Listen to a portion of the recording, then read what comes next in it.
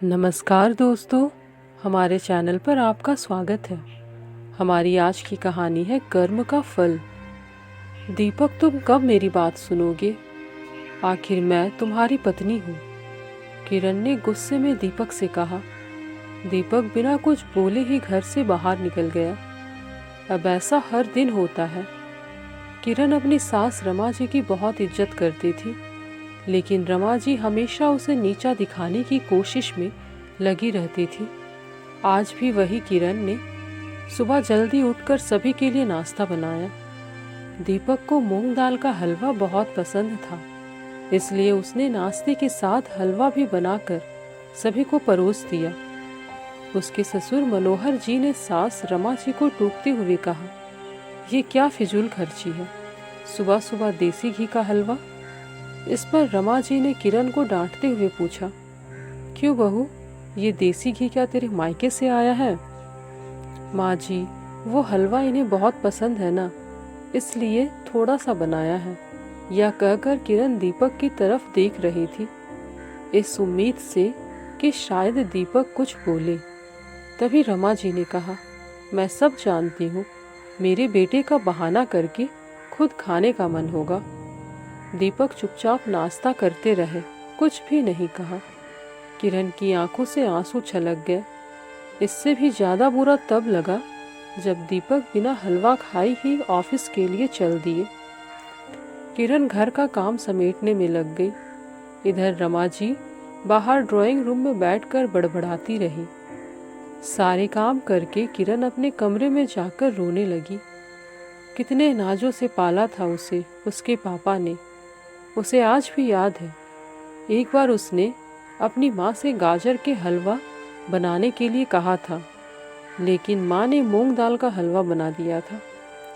पापा को जब पता लगा तो वे तुरंत बाजार गए, वहाँ से ढेर सारा गाजर का हलवा लेकर आए और उसके कुछ दिन बाद बिना कहे ही 2-3 दिन में गाजर का हलवा घर में बनने लगा। आज उसे मूंग दाल के हलवे के लिए कितनी बातें सुनाई जा रही है। उसे गुस्सा अपने सास ससुर पर नहीं था, बल्कि दीपक पर था, जो कुछ नहीं बोल पाए, और तो और हलवे को छुआ तक नहीं।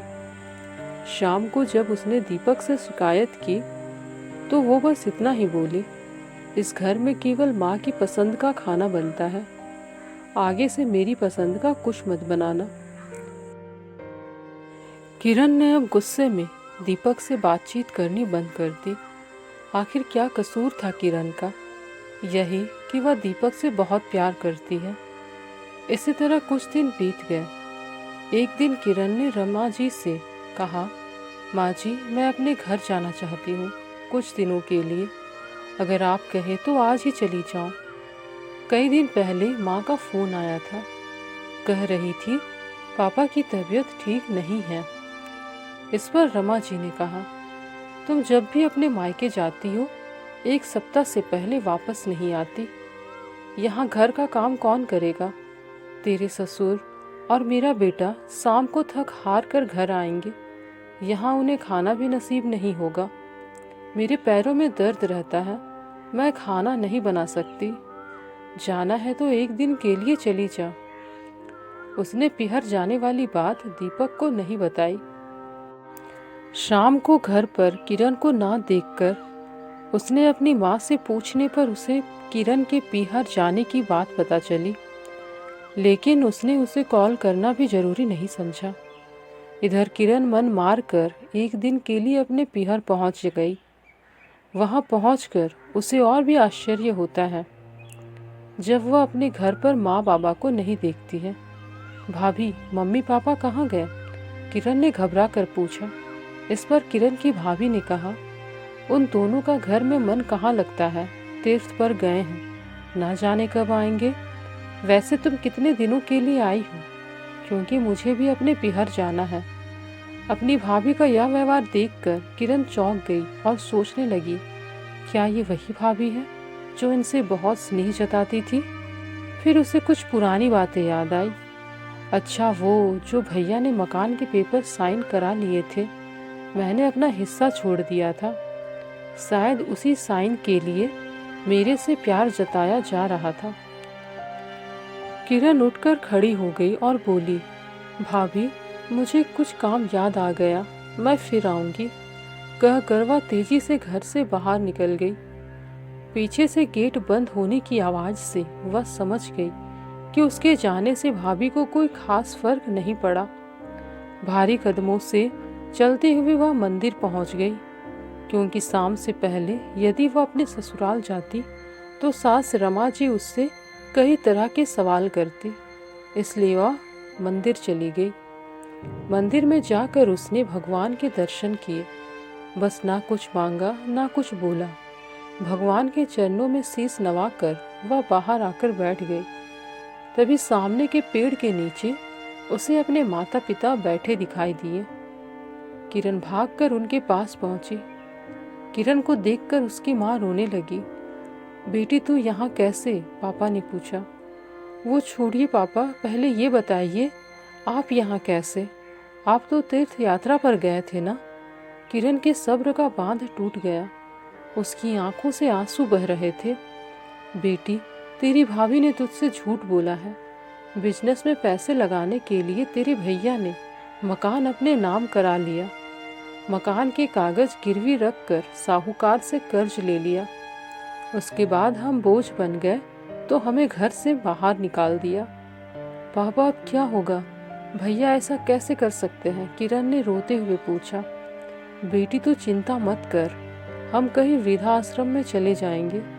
तू अपने ससुराल जा, वहाँ किसी को यह बात मत बताना। अपने माँ बाप को किरण इस हाल में देखकर वह उन्हें छोड़कर जाना नहीं चाहती थी। वह उन्हें अपने साथ अपने घर ले जाना चाहती थी। लेकिन फिर उसने सोचा, जहाँ उसकी कद्र नहीं वहाँ उसके माँ बाप की क्या इज्जत होगी। भारी मन से किरण अपने ससुराल की ओर चल दी। आज उसे अपने लड़की होने पर अफसोस हो रहा था। काश वो अपने माता पिता के लिए कुछ कर पाती। घर आकर उसने बहुत मुश्किल से घर का काम निपटाया। उसके बाद अपने कमरे में जाकर गुमसुम बैठ गई। उसकी आंखों से लगातार आंसू बह रहे थे। दीपक अपने ऑफिस के काम में लगे हुए थे। जब वे सोने आए तो किरण से पूछ बैठे, क्या बात है? आज फिर माँ की कोई बात बुरी लग गई जो आंसू बहा रही हो? किरण अपने आप को रोक ना पाई और उसने रो रो कर सारी बात दीपक को बता दी। क्या हम माँ पिताजी को यहाँ ले आए? वे इस उम्र में कहाँ जाएंगे? दीपक ने कोई जवाब नहीं दिया और करवट लेकर सो गए। इस बात से किरण को बहुत गुस्सा आया और वह मन ही मन सोचने लगी, आज से मैं भी इनके माँ बाप की सेवा नहीं करूँगी। देखती हूँ कौन इनकी सेवा करेगा। रोते रोते किरण सो गई। 2-3 दिन बीत जाने पर उसकी चिंता बढ़ती जा रही थी। एक दिन वह सब्जी लेने के बहाने उसी मंदिर में पहुंची, लेकिन उसके माता पिता वहां नहीं थे। उसने पंडित जी से पूछा, यहाँ मेरे माता पिता उस पेड़ के नीचे बैठे थे कई दिन से, उनका कुछ पता है? तुम्हारा नाम किरण है क्या? पंडित जी के मुंह से अपना नाम सुनकर किरण ने पूछा। जी हाँ, लेकिन आपको कैसे पता? तुम्हारे माता पिता ने यह पता दिया था और कहा था कि वे अब यहाँ रहते हैं। किरण ने पता देखा, वह यहाँ से कुछ दूर का था। किरण ने मंदिर के बाहर निकलकर ऑटो रिक्शा किया और उस पते पर पहुँच गई। दरवाज़ा खटखटाया तो एक लड़की निकल कर आई। यहाँ का पता मुझे पंडित जी ने दिया है, किरण बोली। आप किरण दीदी हो क्या? अंदर आ जाओ। किरण को कुछ समझ नहीं आया। वह अंदर गई तो देखा उसके माता पिता सोफे पर बैठे हैं। किरण उन्हें देखकर रोने लगी। बेटी, अब क्यों रो रही है? तेरे कारण हमें यह मकान मिल गया। किरण आश्चर्य से उनका चेहरा देखने लगी। लेकिन माँ, आप यहाँ कैसे? और ये लड़की कौन है? तब उसकी माँ ने कहा, बेटी, तुझे याद है तेरे पापा के रिटायरमेंट में जो पैसे मिले थे, उसमें कुछ हमने दामाद जी और तुम्हारे लिए भी दिए थे, जो दामाद जी ने लेने से मना कर दिया था। लेकिन तेरे पापा के जोर देने पर रख लिए थे, जिससे कि तू सुखी रहे। जब तू हमसे मिलकर गई, उसके अगले दिन दामाद जी आए। उन्होंने तेरे पापा के पैसे लौटा दिए। तेरे पापा ने मना भी किया, लेकिन वे नहीं माने। उसके बाद उन्होंने प्रॉपर्टी डीलर से मिलकर 2 दिन में यह मकान खरीद दिया। साथ ही उन्होंने ये लड़की नौकरी पर रखवा दी, जो हमारी केयर करेगी। लेकिन माँ, उन्होंने मुझे तो कुछ नहीं बताया। किरण की आंखों से लगातार आंसू बह रहे थे। वह बहुत खुश थी कि दीपक ने उसके माता पिता के लिए इतना किया। किरण खुशी खुशी वहां से अपने घर वापस आ गई। घर आकर वह सोच रही थी कि दीपक ने कभी उसके लिए आवाज नहीं उठाई, लेकिन मेरे माता पिता के लिए इतना कर दिया, जो कि कोई सगा बेटा भी नहीं कर सकता। रात को उसने दीपक से पूछा, आपने ऐसा क्यों किया? अगर माँ जी को पता लग गया तो क्या होगा? दीपक का जवाब सुनकर किरण फिर रोने लगी। दीपक ने कहा, जैसे तुम्हारे लिए ये माता पिता हैं, वैसे ही मेरे लिए भी तो वो माता पिता हैं। मैंने पैसे लेते समय ही सोच लिया था कि एक दिन ब्याज के साथ सारे पैसे लौटा दूंगा। रही बात तुम्हें खुश रखने की, तो मैं इतना कमा लेता हूँ कि तुम्हें किसी चीज़ की कमी ना होने पाए। मैं इन पैसों को अपने पास रखकर सही समय का इंतजार कर रहा था। अगर मैं तुम्हारे माता पिता को अपने घर ले आता, तो उनका आत्मसम्मान हर दिन उन्हें धिक्कारता। बेटी के घर वे रहना पसंद नहीं करते। वे अपमानित ना हो, इसलिए मैंने ये सब किया। दीपक, मुझे माफ़ कर दो। आज तक मैं तुम्हें गलत समझती रही। तभी पीछे खड़ी रमा जी बोली, बेटी, यह समझो कि शायद वह पैसे इसी दिन के उपयोग के लिए थे। वह तुम्हारे पिता की अमानत थी। मैंने और दीपक ने पहले ही फैसला किया था कि ब्याज के साथ तुम्हारे पैसे लौटा देंगे। चल अब सो जा। सुबह नाश्ता टाइम पर नहीं बना तो अच्छा नहीं होगा। उनकी यह बात सुनकर दीपक, किरण और रमा जी जोर से हंसने लगे। दोस्तों, आपको यह कहानी कैसी लगी हमें कमेंट्स में ज़रूर बताएं। साथ ही हमारे चैनल को लाइक, शेयर, सब्सक्राइब करना ना भूलें। धन्यवाद।